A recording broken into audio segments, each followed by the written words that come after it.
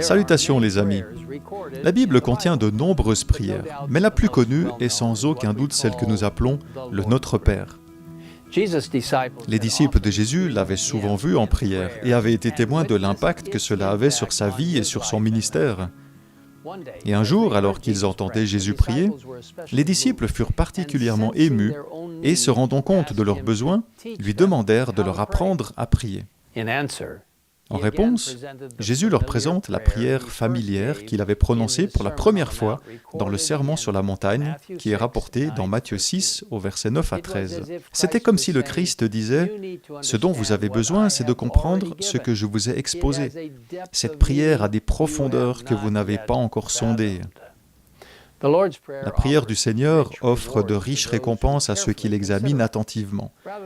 Plutôt qu'une formule de prière où il suffit de répéter des mots par cœur pour que nos désirs soient exaucés, Jésus enseigne des principes célestes qui nous rapprochent de la famille céleste et qui nous rapprochent les uns des autres. Il commence par la belle invocation de notre Père, nous assurant que Dieu est bien notre Père, que nous sommes ses fils et ses filles, et que, en tant que tels, tous ses enfants sont nos frères et nos sœurs. Mais si vous appelez Dieu votre Père, écrit Ellen White, vous reconnaissez que vous êtes ses enfants. Vous devez donc vous laisser guider par sa sagesse, lui obéir en toutes choses, et conscient de son amour éternel, acceptez les desseins qu'il a conçus pour votre vie. Vous considérerez que sa gloire, son caractère, sa famille, son œuvre doivent être l'objet de votre attention la plus vigilante. La prière de Jésus se poursuit ainsi, « Que la sainteté de ton nom soit respectée, que ton règne vienne, que ta volonté soit faite sur la terre comme au ciel. » Lorsque nous prions, nous devons prononcer le nom de Dieu avec révérence. Son nom est saint et redoutable, lit-on dans le psaume 111 au verset 9. Mais cela signifie bien plus que cela. Lorsque nous prions en disant « Que la sainteté de ton nom soit respectée », nous demandons qu'il soit sanctifié en nous.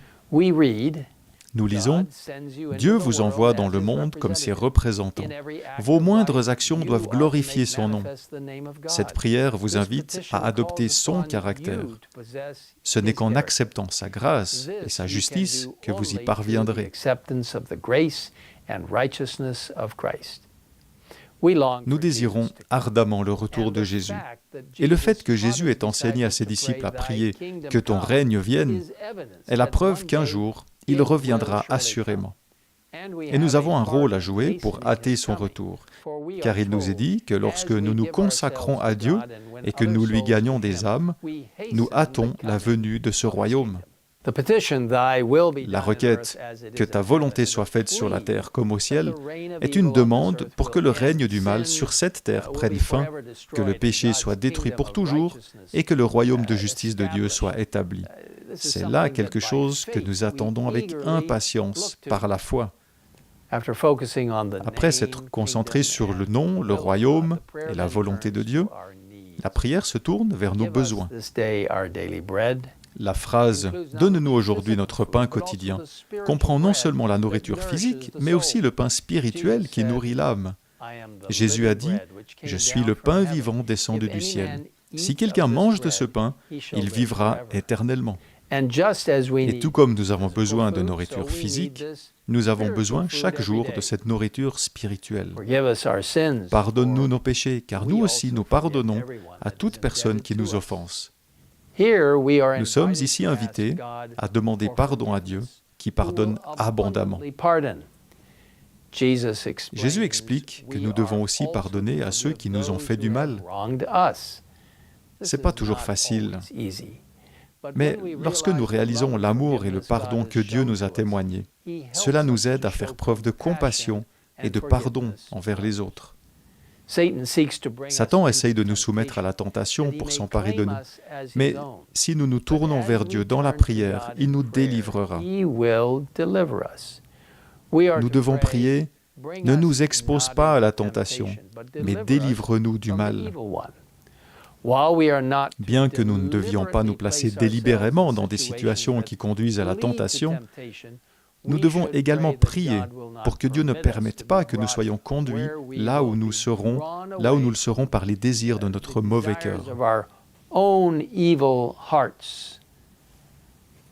Nous lisons, en priant comme Jésus nous l'a enseigné, nous nous abandonnons à la direction de Dieu, lui demandant de nous guider dans des sentiers sûrs. Nous devons attendre que sa main nous conduise et que sa voix nous dise « Voici le chemin, marchez-y ». Et le Christ termine sa prière, comme il l'avait commencé, en pointant vers notre Père qui est aux cieux.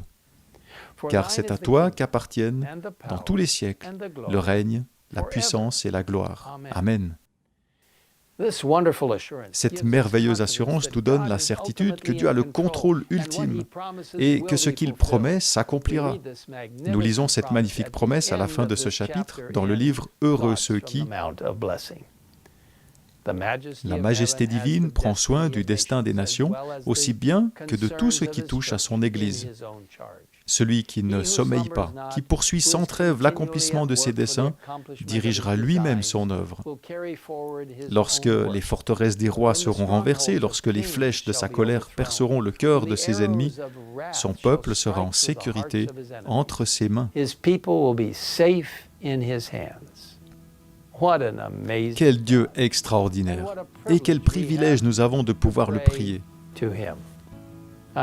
Et maintenant, je vous invite à incliner votre tête avec moi.